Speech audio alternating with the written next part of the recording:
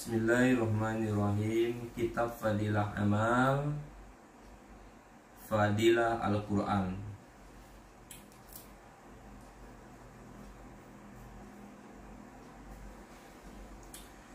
Pembaca dan pendengar Al-Quran mempunyai keutamaan masing-masing. An Abi Hurairah radhiyallahu anhu qala Rasulullah sallallahu alaihi wasallam, man istama'a ila ayatin min kitabillah kutibat lahu hasanatun mudha'afatun wa man talaha kanat lahu nuran yaumal qiyamah.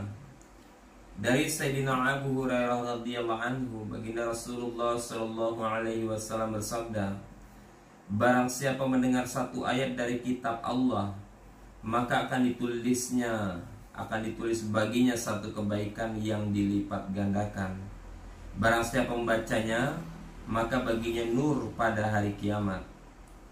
Dari Sayyidina Abu Hurairah radhiyallahu anhu, baginda Rasulullah sallallahu alaihi wasallam bersabda, barang siapa mendengar satu ayat dari kitab Allah, maka akan ditulis baginya satu kebaikan yang dilipat gandakan. Barang siapa membacanya, maka baginya nur pada hari kiamat.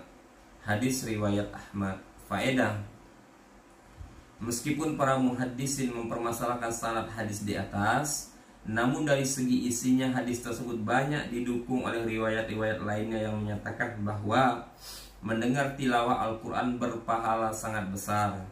Bahkan ada yang menyebutkan bahwa mendengarkannya lebih baik daripada membacanya.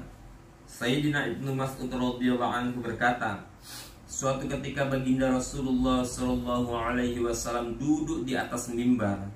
Beliau Rasulullah sallallahu alaihi wasallam bacakan ayat. Beliau bersabda, bacakanlah Al-Quran untukku. Saya menjawab, ya Rasulullah, bukankah Al-Quran diturunkan kepada engkau? Mengapa saya yang bacakannya kepada engkau? Rasulullah sallallahu alaihi wasallam bersabda, hatiku ingin mendengarkannya. Lalu Sayyidina Ibnu Mas'ud radhiyallahu anhu membacakannya kepada baginda Rasulullah sallallahu alaihi wasallam. Terlihat air mata beliau berlinang-linang. Suatu ketika Sayyidina Salim radhiyallahu anhu, hamba sahaya yang telah dimerdekakan oleh Sayyidina Abu Huzaifah radhiyallahu anhu, membaca Al-Quran, dan baginda Nabi sallallahu alaihi wasallam berdiri lama di sampingnya. Mendengar bacaannya, beliau juga pernah mendengar bacaan Al-Quran dari Sayyidina Abu Musa Al-Asy'ari radhiyallahu anhu dan memuji bacaan beliau.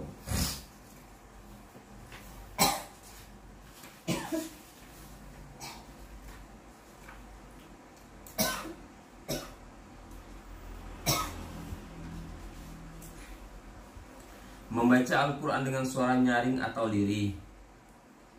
An Uqbah ibni Amirin radhiyallahu anhu qala Rasulullah sallallahu alaihi wasallam, al-jahiru bil Qur'an kal jahiri bi sadaqati wal musirru bil Qur'an kal musirri bi sadaqati. Dari Sayyidina Uqbah bin Amir radhiyallahu anhu, baginda Rasulullah sallallahu alaihi wasallam bersabda, orang yang membaca Al-Quran dengan suara nyaring seperti orang yang bersedekah terang-terangan, dan orang yang membaca Al-Quran dengan suara lirih seperti orang yang bersedekah dengan sembunyi-sembunyi. Hadis riwayat Tirmizi, Abu Daud, Nasa'i, dan Hakim. Faedah: kadangkala bersedekah dengan terang-terangan itu lebih baik, seandainya hal ini dapat menimbulkan semangat bersedekah kepada orang lain atau untuk suatu kemaslahatan yang lain. Namun pada kesempatan yang lain, bersedekah dengan sembunyi-sembunyi itu lebih baik jika dikhawatirkan akan menimbulkan riya atau merendahkan orang lain. Demikian juga dengan membaca Al-Quran, kadangkala bacaannya dengan suara nyaring itu lebih baik daripada dengan suara lirih, yaitu jika dibacakan menyebabkan orang lain bergairah membaca Al-Quran dan menyebabkan pahala bagi orang lain yang mendengarkannya.